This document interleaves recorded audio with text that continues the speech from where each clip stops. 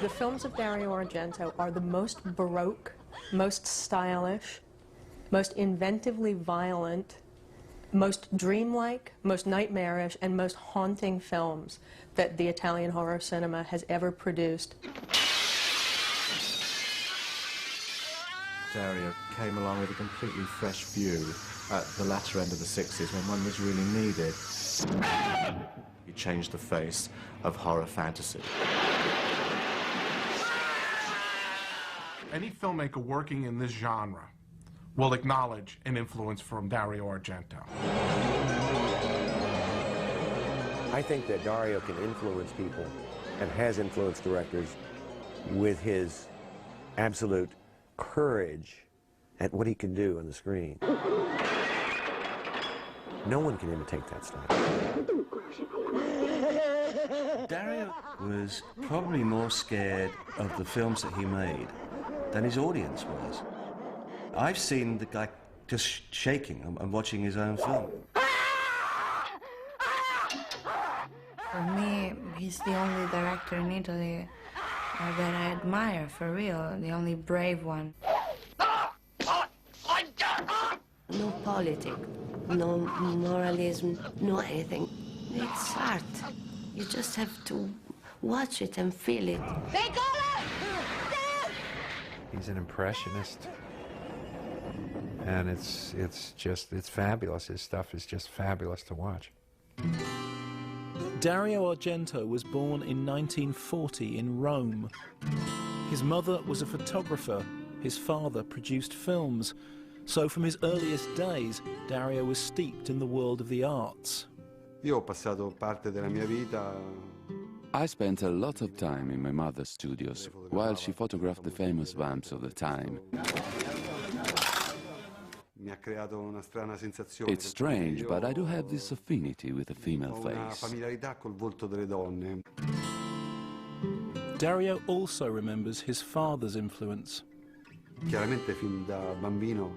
When I was a child, we always talked about the cinema. We discussed it constantly. During the 50s, my father would come home, sit down at the table and say, "Boys, I'm afraid that the Italian cinema is in crisis." This is still true today, but he was saying it in the 50s. Like many famous artists of the macabre, young Dario had periods of illness when his only companions were his imagination and his dreams.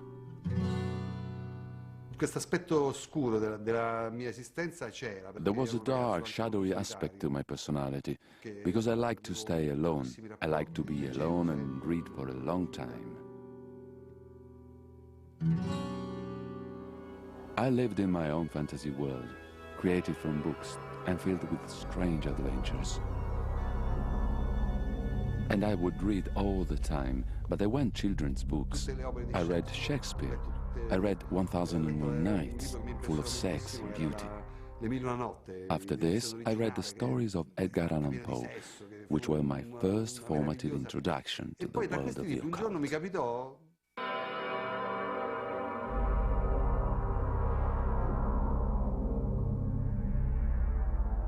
Dario eagerly absorbed the dark universe of Edgar Allan Poe. He had encountered one of the most powerful influences on his later career.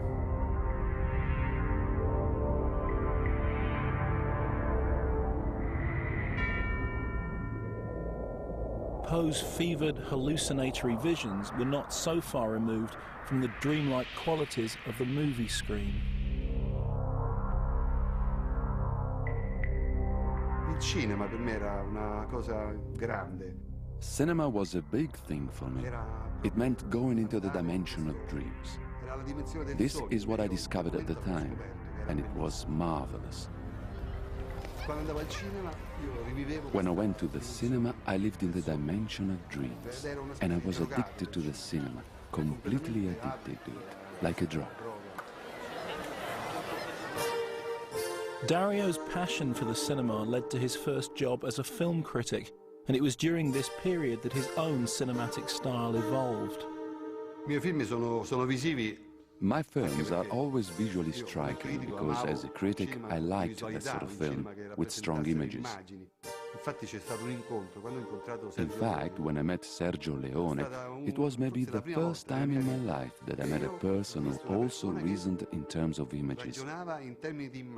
It seemed to me like a fantastic thing, new, beautiful. I liked him very much for this. And it was Sergio Leone who gave Dario his first opportunity to work on a film. He believed in me at that young age, even though I was just a critic, and with great courage he gave me the opportunity to write Once Upon a Time in the West with Bernardo Bertolucci. I became aware of Dario's name when I saw Once Upon a Time in the West, this great Western that I fell in love with. And I thought it was wonderful when it came out. It was a real big, giant opera. It had some pretty impressive credits on it. Bertolucci and Dario Argento and Sergio Leone. And I said, who is this Argento character? After working with Leone, Dario began developing a script of his own. His ambition at this time was simply to write. Mi venne l'idea, però potrei farlo meglio io, che se non altro. Then I got the idea that I could do it better myself. At the time I knew cinema only in theory, because I had been a critic. However, I felt I could do a better job. So I asked to be able to do this, and it was very difficult. My father helped me a lot, and together we spent more than a year and a half trying to find the finance for my film. The Bird with the Crystal Plumage, Dario's first thriller, also turned out to be his first commercial success. Quando finì il film, io parlai con dei miei colleghi e dissi, penso... When the film was finished, I talked with my colleagues, saying, this film has been a huge hit, so I must make more giallo films. And everybody told me, yes, yes, I'd be crazy to stop making them. So I made other films, trying to explore my nightmares in the same giallo style.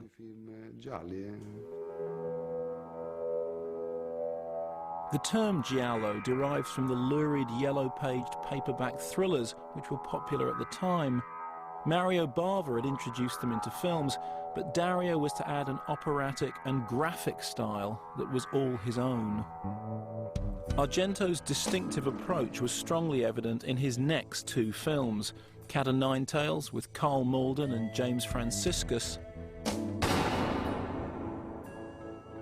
and Four Flies on Grey Velvet, which starred Michael Brandon. It was fascinating, very different, had a style about it that was really compelling. And so I call my agent, I say, this guy knocks on my door. I don't know how he found where I live. You know, this was up in the hills, this place. And anyway, he says, what's it? I said, Dario Argento. He said, kidding? Dario Argento is the most popular director in Italy. I said, seriously? He said, more money than Fellini, this guy's movies. He's unbelievable. There was, however, one small problem to overcome. So the next thing is I'm flying to Rome. And all of a sudden Dario comes in, he looks at me and he goes, oh, no. You know, there's a whole conversation going on. I go, what's going on? What's wrong? Finally, there was a girl named Patricia, and she was the translator of the script. And she said, your eyes. Is something wrong with my eyes? What's wrong with my eyes? I said, the wrong color. Wrong color? What do you mean? My eyes are the wrong color. It's all a matter of lighting. They go from brown to yellow to hazel. They change colors. So all of a sudden, Dario's got a light, and he takes the light, and he's going, okay, okay. And now we're all settled. Everything's okay now. We'll stay. Brandon has more vivid memories of the time he spent with Dario. I'm having lunch. He walks into the dining room, and he sees me eating. He says, what is he? Oh, no. Incredible. And he's screaming and hollering like this. Patrizia, what's going on? You ate lunch. Yeah, and in my country, actors eat. You know, we all eat, same as everybody else. You know, but you have a bathtub scene after. We know it's canceled. Why you cancel it? It's very bad to take a bath after you eat. And this can only happen in Italy. Even after Dario became a director in demand, his father continued producing his films. Italian family ties are strong. My father had experience. He made a lot of movies before Dario. So they love each other, of course. And when I joined them in some 1973, it was like making together an old family, you know? The three of us together. It was very nice. You know, nothing is better than that. Their first collaboration as a family was a historical drama, The 5 Days of Milan. It was nothing like the style that fans had come to expect, and it was not a commercial success.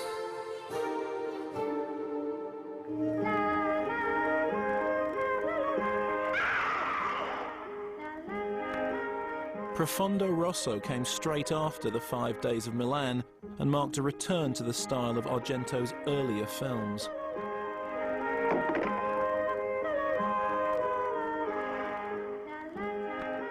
It was also the first of several collaborations with actress Daria Nicolodi. Good evening. Hi, everybody. Okay, who told you? We met at the airport. I was going to South America, he was going to Africa.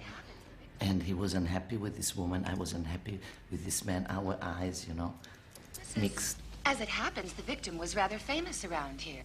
But then we met again for the casting of Profondo Rosso of the Bread. Get me Gozzi in here. No, il film venne, pensavo che quando lo feci. While I was shooting this film, I thought, this is interesting work. And I was trying all sorts of new things, really pushing the boundaries between thrillers and horror.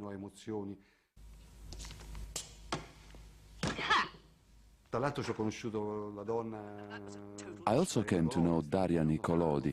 It was our first film together, and I started a relationship with her. I stayed with this beautiful and important woman for many years. Do you want to do it properly without actually cheating? All right. It was a volatile relationship, and during their time together, Dario and Daria had a daughter called Arzia. Dario's eldest daughter, Fiore, from a previous marriage, remembers the two of them well. I was the eldest, so I picked up more of that period compared to Asia. I've never seen in my life a couple loving so much one another. They really fell in love in a deep, complete way. And they were like one person. Oh, no. I've got to get in on this side. The lock's broken out the other door. Sorry. She was the muse, also poets and artists all over, because she just makes you think about things. Oh, I should have warned you about that, see. I think it was a very good relationship when it was good with them. Even if it was, I don't know, they were fighting a lot, but it was creative. And sometimes you need this pain and this nightmares to be alive. There's no question in my mind that